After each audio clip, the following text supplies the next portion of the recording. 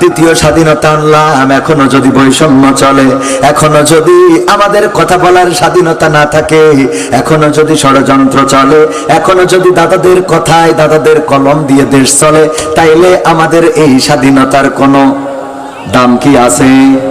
দেশটা নয়তো কারো বাপের ভিটা, করবে মন চাহিলেই যখন যেটা। দেশটা নয়তো কারো বাপের ভিটা, করবে মন চাহিলেই যখন যেটা। দেশটা লক্ষ মায়ের ইজ্জতেরই দামে কেনা, মাটিতে মিশায় আছে লাখ শহীদের রক্ত কণা। দেশটা লক্ষ মায়ের ইজ্জতেরই দামে কেনা, মাটিতে মিশায় আছে লাখ শহীদের রক্ত কণা। সেই রক্তের দামে কেনা মোদের সোনার ভিটা, সেই রক্তের দামে কেনা মোদের সোনার ভিটা।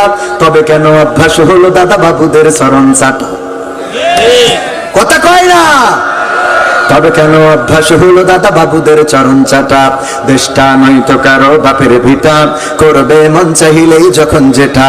দেশটা নয়তো কারো বাপের ভিটা, করবে মন চাহিলেই যখন যেটা।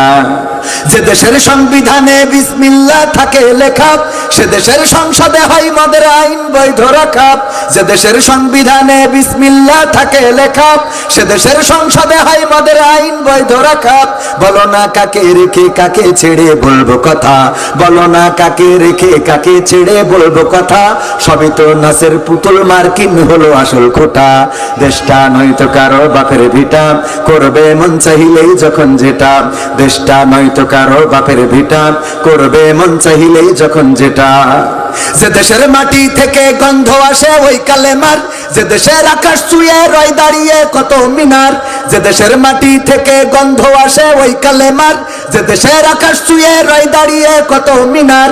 আজানের সুরে সুরে জীবন যাদের গড়ে ওঠা, আজানের সুরে সুরে জীবন যাদের গড়ে ওঠা। সে দেশের মাটিতে আজ নাস্তিকতার ঘন ঘটা। যখন দিয়েছ প্রভু, দাও না সেই ময়দান। ওগো আমার ভাইরা, এই কথাগুলো অপ্রাসঙ্গিক, তারপরে বললাম এই জন্য আল্লাহ রাব্বুল আলামিন যদি চায়, তাইলে আপনার এই পথ থেকে ফিরে থাকার কোনো উপায়। আর আল্লাহ যদি না চায়, আবু লাহাবের মতো কোরআনের সূরা দিয়েও ভালো করা সম্ভব হবে। কথা কয় না? সম্ভব হবে। আল্লাহ যাদেরকে কবুল করবেন কোরআনের জন্য, তারাই আসবেন। আর অনেকে আছে এমন মানুষ, কোরআন পড়তে ভালো লাগে, কোরআন শুনতে ভালো লাগে, কোরআন জানতে ভালো লাগে, কোরআন মানতে ভালো লাগে। আছে না নাই? কোরআন পড়তে ভালো লাগে, কোরআন শুনতে ভালো লাগে, কোরআন জানতে ভালো লাগে, কোরআন মানতে ভালো লাগে না। নামাজেতে পড়লে কোরআন মনটা শীতল হয়, কারির তেলাওয়াত শুনিলে প্রাণ জুড়িয়ে যায়। নামাজেতে পড়লে কোরআন মনটা শীতল হয়, কারির তেলাওয়াত শুনিলে প্রাণ জুড়িয়ে যায়। সেই কোরআনের ব্যাখ্যা দিলে কলিজাতে আগুন জ্বলে। এমন মানুষ আছে না নাই? আছে, তবে কেশবপুরে নাই, এইখানে নাই। কারা কারা হাত উঁচু করেন? নামাজেতে পড়লে কোরআন মনটা শীতল হয়, কারির তেলাওয়াত শুনিলে প্রাণ জুড়িয়ে যায়। সেই কোরআনের ব্যাখ্যা দিলে কলিজাতে আগুন জ্বলে। বিরোধিতাও চলে কেন তা জানি না।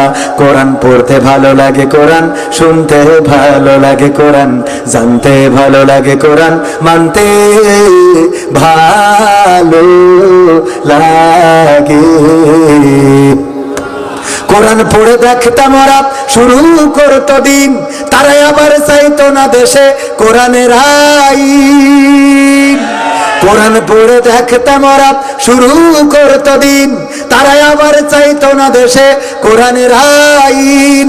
এটা যে কেমন নীতি, তাই তো এ দুর্গতি করছে মোদের ক্ষতি কেন তা বুঝি না।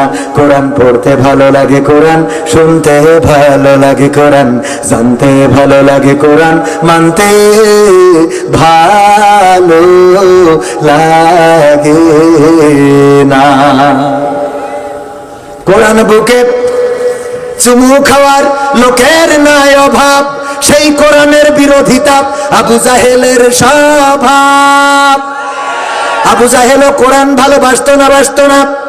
আবু জাহেল কোরআনকে এতটাই ভালোবাসতো, আল্লাহর নবী যখন শেষ রাত্রে কোরআন তেলাওয়াত করতেন নিজের রুমে বসে, জানালায় যে দাঁড়িয়ে থাকতো, আরে কি মধুর সুর, কত সুন্দর অন্নবাণী, কত সুন্দর সুধা, মন জুড়িয়ে যায়, প্রাণ জুড়িয়ে যায়, এত সুন্দর বাণী।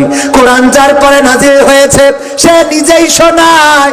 কারি আব্দুল বাসিত যদি কোরআন তেলাওয়াত করে কলিজা ভরে না, ভরে না, হৃদয় জুড়িয়ে যায়। আমার বাংলাদেশেও বিশ্বজয়ী কত কারি আছে, তারা যদি কোরআন তেলাওয়াত করে আরে কলিজাটা ঠান্ডা হয়ে যায়।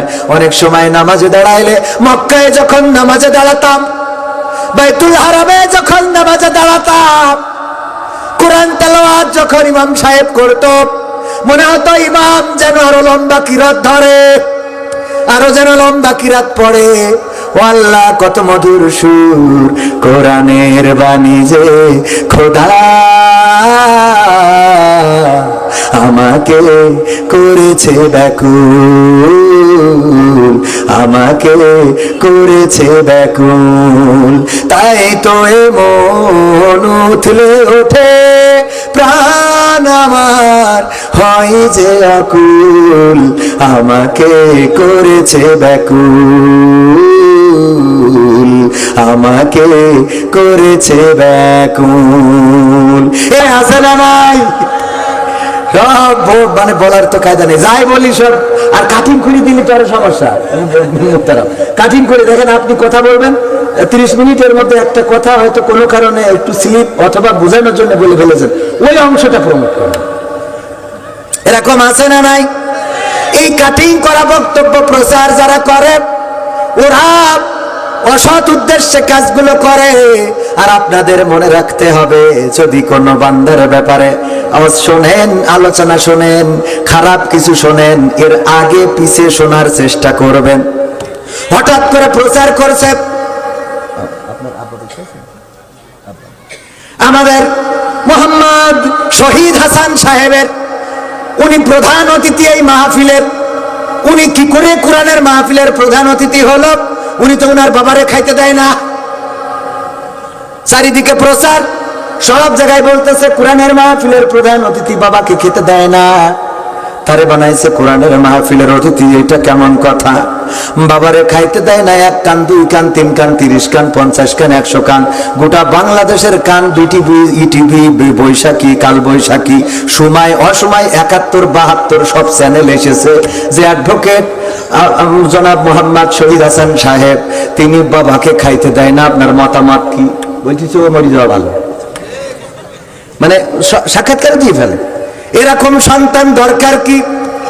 এরপরে কোনোভাবে যদি সাংবাদিকেরা ওনার কাছে যায়, বিশেষ করে যাইতে তো চায় না, কারণ নিউজের যারা ওরাও খুঁজে খুঁজে বের করে যে কোনটা দিলে ভাইরাল হবে, কথা কয় না, ওরাও খোঁজে। ওরা কিন্তু কয় কি, আমরা যোগাযোগ করেছি জনাব মোহাম্মদ আব্দুল শহীদের সাথে, কিন্তু ওনার মুঠোফোন বন্ধ পেয়েছি। আরে শয়তান, মুঠোফোন বন্ধ পেয়েছে, বাড়ি যা, ঠিক না? ঠিক, এইগুলো দেয় না, দেয় না। তার মানে তার বক্তব্য তুলে না ধরে আগে খানিক অপপ্রচার করে নেবে, আগে খানিক তারে খারাপ বানাইতে চায়। এরপরে দেখা গেল যখন মোহাম্মদ শহীদ হাসান সাহেব উনি জানলেন, জানার পরে ওনার ফেসবুকে একটা লাইভ করে দিলেন।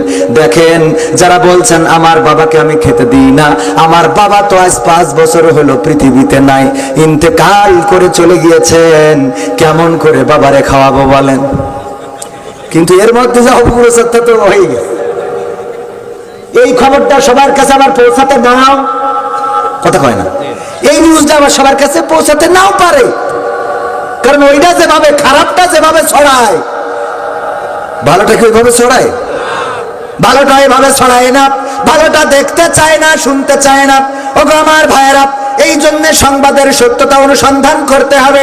আগে পিছে জানার চেষ্টা করবেন যে এই খবরটা শুনেছেন, এই খবরটা সত্য না মিথ্যা, এটা জানার চেষ্টা করবেন। তা না হইলে আপনি যদি শোনেন আর প্রচার করেন, বিশ্ব নবী সাল্লাল্লাহু আলাইহি সাল্লাম বলেছেন মিথ্যা বলার জন্য এতটুকু যথেষ্ট যে সে যা শুনলো তাই প্রচার করলো। মনে থাকবে?